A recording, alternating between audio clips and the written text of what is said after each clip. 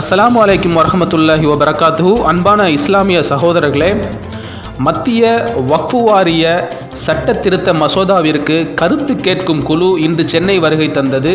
இந்த சட்டத்தை நிறைவேற்றக்கூடாது என்று இஸ்லாமிய ஜனநாயக கூட்டணியின் தலைமையில் குழுவை முற்றுகையிட்டு மனு ஒன்றை அளித்துள்ளது. பாரம்பரியமாக அந்த சொத்தை நாங்கள் பாதுகாத்து வருகிறோம். அந்த சொத்து சம்பந்தமாகத்தான் மத்திய அரசு இப்பொழுது புதிய சட்டம் கொண்டு வருகிறது. அந்த புதிய சட்டம் என்பது எங்களுடைய சொத்தை மறிப்பதாக இருக்கிறது என்கிற கவலை எங்களுக்கு இருக்கிறது. அந்த கவலையின் அடிப்படையிலே அந்த சொத்தின் சம்பந்தமாக விளக்குவதற்காக நாங்கள் இங்கே வந்துள்ளோம். பாராளுமன்ற குழு வந்து அந்த பாராளுமன்ற குழு யார் வைத்திருக்காங்களோ அவர்களிடம் கேள்வி எழுப்பது எங்களால் தான் மறுக்க முடியும். ஏன்னா நாங்கள் காலகாலமாக இந்த முன்னோர்கள் அதை வந்து இப்படி வர்றாங்க. அப்ப நாங்கள் தான் அதை பற்றி கவனமாக பேச முடியும் தவிர எங்களை தவிர வேறு ஒரு நபர் பேச முடியாது என்ற அடிப்படையில் திருநெல்வேலியில் இருந்து நாங்கள் தென்னாட்டிலிருந்து இந்த தகவலை செய்வதற்காக இந்த கூட்டுக்குழுவை சந்திப்பதற்கு வருகிறோம். ஆனால் இந்த உரிமைப்பட்டவர்களான எங்களுக்கு அனுமதி மறுக்கப்படுகிறது. வசதி படைத்தவர்கள் இந்த சொத்துக்கே சம்பந்தம் இல்லாதவர்கள் தான் இந்த களத்திற்கு இந்த கூட்டத்திற்கு அழைக்கப்பட்டிருக்கிறார்கள். ஆனால் இந்த சொத்துக்கு உரியவர்கள் இந்த சொத்தை காலகாலமாக வாரிசாக பராமரித்து வரக்கூடியவர்கள் அதனுடைய நல்லது கெட்டது எங்களை விட தெளிவாக வேறு யாருக்கும் சொல்ல தெரியாது. அப்படி இருக்கிற போது எங்களை ஏன் விட மறுக்கிறார்கள்? ஆகவே தயவு செய்து புரிந்து கொள்ளுங்கள். எங்களை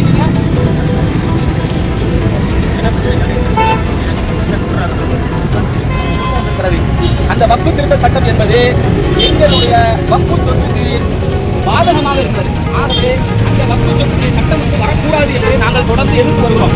அந்த எதிர்ப்பின் அடிப்படையில் ஜனநாயகவாதிகள் அனைத்து எம்பிக்களின் எதிர்ப்பின் அடிப்படையில் அமைக்கப்பட்டுள்ளது. அந்த கூட்டுக்குழு ஒவ்வொரு மாநிலமாக சென்று வக்ஃபு சம்பந்தமான விவரங்களை கேட்டு வருகிறது. அப்படி விவரங்களை கேட்டு வருகிற வக்ஃபு குழு வந்து இந்திய மத்திய குழு வந்திருக்கிறது. அந்த மத்திய குழுவிடம் எங்களுக்கு கோரிக்கையை வைப்பதற்காக திருநெல்வேலி மாவட்டத்தில் இருந்து மூத்த முதியவர்கள் எல்லாம் அனுபவப்பட்டவர்கள் எல்லாம் வாரிசுகளாக அந்த சொத்துக்கு உடமைப்பட்டவர்கள் எல்லாம் நாங்கள் இங்கே வந்திருக்கிறோம். ஆனால் எங்களுக்கு அனுமதி மறுக்கப்பட்டிருக்கிறது உள்ளே சென்று கருத்து கூறுவதற்கு. ஆனால் வக்ஃபுக்கே சம்பந்தம் இல்லாதவர்கள் வக்ஃபு சொத்துக்கே உரிமை இல்லாதவர்கள் உள்ளே அழைக்கப்பட்டிருக்கிறார்கள். இது எங்களுக்கு கடுமையான கண்டனத்தை தெரிவித்துக் கொள்கிறோம். எங்களுடைய கோரிக்கையை உள்ளே சொல்லுவதற்கு அனுமதி வேண்டும். இதற்கு முன்னாடி எங்களுக்கு சொல்லல. அது இல்லாம நாங்க வக்ஃபு சேர்மன் அவர்களிடம் நேற்று ஃபோன் செய்து சொல்லியிருக்கிறோம். வக்ஃபுடைய தலைவர்கிட்ட திருநெல்வேலியிலிருந்து நாங்கள் வருவோம், எங்களை உள்ளே விடுவதற்கு அனுமதி கொடுங்கள், ஆட்கள் பார்த்துக் கொள்ளலாம் என்றார்கள். ஆனால் இதுவரைக்கும் எங்களுக்கு அனுமதி இல்லை. அதாவது நாங்க வாங்க பார்த்துக்கலாம் அப்படின்னு சொன்னாங்களே தவிர வந்துட்டோம், அவர் பார்க்கல. அதான் விஷயம். இப்போ நாங்கள் அந்த பார்த்துட்டே வந்துக்கிறோம். எதுக்காக வந்து இவ்வளவு நாங்கள் பேசுகிறோம், கஷ்டப்படுறோம், இது உங்கள்கிட்ட கோரிக்கை வைக்கிறோம்னா எங்களை விட ஏன்னா அனுபவித்து வருவதில் காட்டாண்டு காலமாக இதை பற்றிய விளக்கத்தை எங்களை விட தெளிவாக அனுபவபூர்வமாக நாங்களால் சொல்ல முடியும். எங்களை விட தெளிவாக யாரும் சொல்ல முடியாது. அந்த கருத்தை தான் சொல்கிறோம். ஆகவே எங்களுக்கு உரிய வாய்ப்பளியுங்கள். முறைப்படி சந்திப்பதற்கான கால அவகாசம் கொடுக்கவே இல்லை. ஆமாம், கால அவகாசம் கொடுக்கல. இங்கே கேட்க இதில் கேட்க சொன்னால் அவங்க அங்கே கேட்க சொன்னாங்க, அங்கே கேட்க சொன்னால் இங்கே கேட்க சொன்னாங்க. இப்படி அலக்கழிக்கிறார்களே தவிர சரியான ஒரு வழிபாட்டல் இல்லை. இது வந்து வக்ஃபு என்பது இறைவனுக்காக எங்கள் முன்னோர்கள் அவர்களின் சொத்தை அவர்களின் சொந்த சொத்தை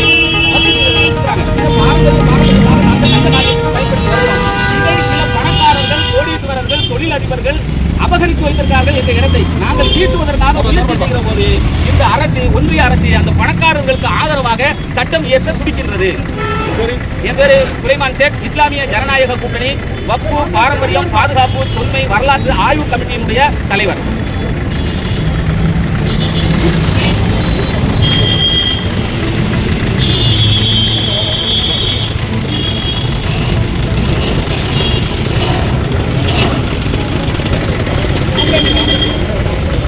வக்ஃபு திருத்த சட்டம் என்பது ஒன்றிய அரசு கொண்டு வந்திருக்கிறது. அந்த வக்ஃபு திருத்த சட்டம் என்பது இஸ்லாமியர்களுக்கு எதிரான ஒரு சட்டம். ஏனென்றால் 1857 ஆங்கில அரசுகள் ரெக்கார்டிலே பதிவு செய்து வந்திருக்கிறது எங்கள் சொத்தை. அந்த சொத்தின் அடிப்படையில் 1995 சுதந்திரத்திற்கு பிறகு அரசு என்ன செய்யறதுன்னா வக்ஃபு வாரியத்தை ஏற்படுத்துகிறது. வக்ஃபோடு அப்படி வக்ஃபோடை ஏற்படுத்தி எந்த சொத்தை ஆங்கிலேயர்கள் பதிவு செய்து வைத்திருக்கிறார்களோ வக்ஃபு சொத்தாக அதை இவர்கள் தமிழக அரசு அதை பதிவு செய்து வைத்திருக்கிறது. அப்படி பதிவு செய்து வைக்கப்பட்ட அந்த சொத்தில் பலர்கள் ஆக்கிரமிப்பு செய்திருக்கிறார்கள். அந்த ஆக்கிரமிப்பை அகற்ற கோரி நாங்கள் பல பெட்டிஷன்கள் பல போராட்டங்கள் நடத்தியிருக்கிறோம். அப்படி நடத்தியதின் பேரில் அவர்கள் பணக்காரர்கள் என்பதற்காக கோடீஸ்வரர்கள் என்பதற்காக பல கம்பெனிஸ் ஓனர்கள் என்பதற்காக அவர்களுக்கு சாதகமாக ஒன்றிய அரசு சட்டம் இயற்றுகிறது. ஆகவே அந்த சட்டத்தை நாங்கள் வன்மையாக கண்டிக்கின்றோம். என் பேர் சுலைமான் சேட், இஸ்லாமிய ஜனநாயக கூட்டணியுடைய தலைவர், வக்ஃபு பாரம்பரியம் வரலாற்று ஆய்வு கமிட்டியினுடைய தலைவர். இஸ்லாமிய ஜனநாயக கூட்டணி வக்ஃபு வாரிய சட்டத்திருத்த மசோதாவிற்கு எதிராக தொடர்ந்து குரல் கொடுத்து வருகின்றது. இன்று மத்திய வக்ஃபு வாரிய சட்டத்திருத்த மசோதாவிற்கு கருத்து கேட்கும் குழு இன்று சென்னை வருகை தந்தது. தாஜ் கோரமண்டல் ஹோட்டலில் இந்த குழுவானது அங்கு ஆலோசனை கூட்டம் நடத்த திட்டமிட்டுள்ளது. எந்த ஒரு இஸ்லாமிய அமைப்பிற்கும் அவர்கள் தகவல் தெரிவிக்கவில்லை. அவர்களுக்கு ஆதரவாக செயல்படக்கூடிய அமைப்புகளும் இஸ்லாமியர் அல்லாத மாற்று மத அமைப்பில் உள்ளவர்களையும் தொழிலதிபர்களையும் பெரும் பணக்காரர்களையும் அவர்கள் கருத்து கேட்பதற்காக அந்த ஆலோசனை கூட்டத்திற்கு வருகை அழைத்துள்ளனர். முஸ்லிம்களுடைய சொத்துக்களுக்கு முஸ்லிம்களிடையே இஸ்லாமியர்களிடையே கருத்து கேட்காமல் மாற்று மத சகோதரர்களிடமும் இந்து அமைப்புகளிடமும் வேலூர் இப்ராஹிம் போன்ற நபர்களை எல்லாம் உள்ளே அழைத்து இஸ்லாமிய அமைப்புகள் எந்த ஒரு அமைப்புக்கும் அவர்கள் அழைப்பு விடுக்காமல் அவர்களுக்கு மத்திய குழுவுக்கு சாதகமாக கருத்து சொல்பவர்களை மட்டும் உள்ளே அனுமதித்திருக்கிறார்கள். இதை இஸ்லாமிய ஜனநாயக கூட்டணி வன்மையாக கண்டிக்கின்றது. நடந்திருக்கக்கூடிய இந்த ஆலோசனை கூட்டமானது ஒரு கண் துடைப்பாகவே நடந்திருக்கின்றது. எந்த ஒரு இஸ்லாமிய அமைப்புக்கும் முறையான அழைப்புகள் வரவில்லை. மாறாக மாற்று மத உறுப்பினர்களுக்கும் மாற்று மத அமைப்புகளுக்கும் முறையான அழைப்புகள் கொடுத்து அவர்களுக்கு ஆதரவான நபர்களை மட்டும் அந்த தேர்வு குழுவில் அந்த கருத்து குழுவில் அமர்த்தி அவர்களுக்கு சாதகமான கருத்துக்களை மட்டுமே அவர்கள் சேகரித்துள்ளனர் என்பதுதான் மிகவும் வருத்தமான ஒரு செய்தி. ஏனென்றால் முஸ்லிம்களுடைய சொத்துக்களுக்கு முஸ்லிம்களிடையே தான் கருத்துக்களை கேட்க வேண்டும். அதை விட்டுவிட்டு மாற்று மத அமைப்புகளிடமும் தொழிலதிபர்களிடமும் பணக்காரர்களிடமும் அவர்கள் ஆலோசனை கேட்டு அதில் என்ன பிரயோஜனம் இருக்கிறது? இதனால் முஸ்லிம்களுடைய இந்த சட்ட திருத்தம் முஸ்லிம்களுக்கு ஆபத்தான ஒரு சூழலில் தான் கொண்டு போய் சேரும். இதை இஸ்லாமிய இயக்கங்கள், தமிழகத்தில் உள்ள இஸ்லாமிய இயக்கங்கள் இதில் கையில் எடுத்து இதற்காக போராடக்கூடிய ஒரு சூழலில் நாம் நின்று கொண்டிருக்கின்றோம்.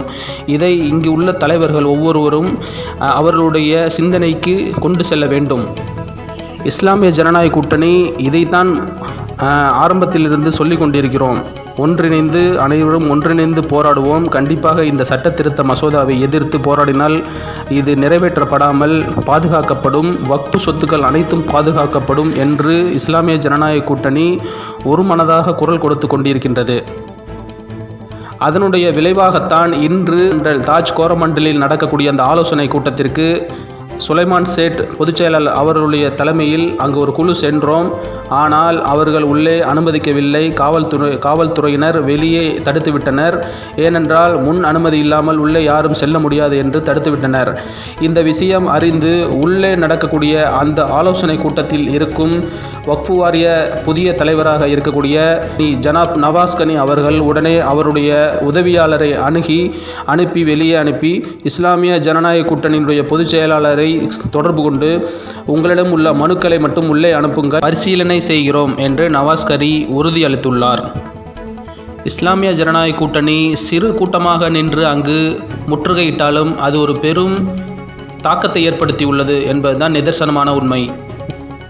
அஸ்ஸலாமு அலைக்கும் வரஹ்மத்துல்லாஹி வபரகாத்துஹு. இஸ்லாமிய ஜனநாயக கூட்டணியின் மாநில ஒருங்கிணைப்பாளர்களில் ஒருவன் முகமது தமீம், சமூக வலைத்தளம் மற்றும் ஊடகத்துறை.